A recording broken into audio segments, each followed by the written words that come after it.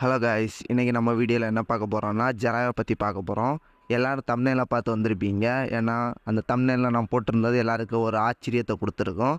ஏன்னா எல்லாருக்கும் பிடிச்ச கேரக்டர் ஜெராயா, அவரே நான் வீக்கார்னு போட்டிருக்கேன். அப்படின்னா உங்களுக்கு கொஞ்சம் கஷ்டமாக தான் இருக்கும். நிறைய ஹைட்டர்ஸ் வந்திருப்பீங்க. ஆனால் இது அவ்வளோ வீக்குன்னுலாம் சொல்ல முடியாது. அவர் இட்டாச்சியோட வீக்கு, மைட்டிகாயோட வீக்கு, கிசாமையோட வீக்கு. ஏன்னா ஃபஸ்ட்டு பேட்டில் நடக்கும் பெயினுக்கும் ஜெராயாவுக்கும். அந்த டைமில் ஜெராயா பெயினையே அடிக்க முடியலை. அதே நருட்டோ அவன் சேஜுமோட ஃபுல் மாஸ்டர் பண்ணியிருக்க மாட்டான். அவன் வந்து பெயினை ஈஸியாக அடிச்சுட்டு போயிட்டே இருப்பான். ஏன்னா ஜெராயா ஃபைட் பண்ணும்போது அவங்க கூட 2 மாஸ்டர்ஸ் இருப்பாங்க.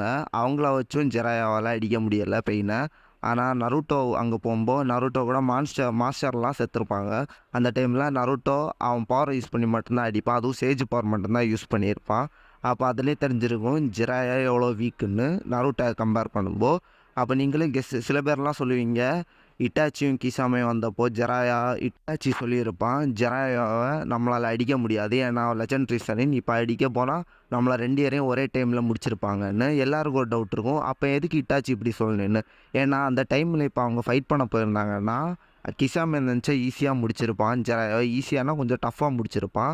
அந்த டைமில் முடிச்சுட்டாங்கன்னா அவங்க ஹிடன் லீஃப் வில்லேஜுக்குள்ளே ஈஸியாக போய் எல்லாரையும் அடிச்சிருப்பாங்க. அந்த ஒரு சின்ன பொய்யை சொல்லி ஜெராயாவை லெஜெண்டரி சனின் கொஞ்சம் பவரான கேரக்டர், அதனால் எதுவும் பண்ண முடியாது, அந்த ஒரு காரணத்தை இட்டாச்சி யூஸ் பண்ணி சரி நம்ம இப்போ அட்டாக் பண்ண தேவையில்ல ஏன்னா ஓவர் பவராக இருக்காங்க அப்படின்னு சொல்லி பேக் அடிச்சிருவாங்க. இதுதான் மெயின் ரீசன் அந்த இடத்துல ஃபைட் பண்ணாததுக்கு. சில பேர்லாம் தப்பாக புரிஞ்சுருப்பீங்க, ஓ இட்டாச்சி ரொம்ப வீக்கான கேரக்டர் அதனால தான் அவனால் எதுவும் பண்ண முடியலைன்னு நினச்சிட்ருப்பீங்க. ஆனால் நான் இட்டாச்சி ஒரு ஜெராயோட ஸ்ட்ராங்கஸ்ட் கேரக்டருக்கு தனியாக ஒரு வீடியோ போட்டிருக்கேன். அது மேலே ஐக்கானில் கொடுத்துருக்கேன், அதையும் போய் பாருங்கள். இதில் ஏதாவது மிஸ்டேக்ஸ் இருந்தால் அதை கமெண்ட் பண்ணுங்கள் காய்ஸ். நாளைக்கு இன்னொரு வீடியோவில் பார்க்கலாம். By guys.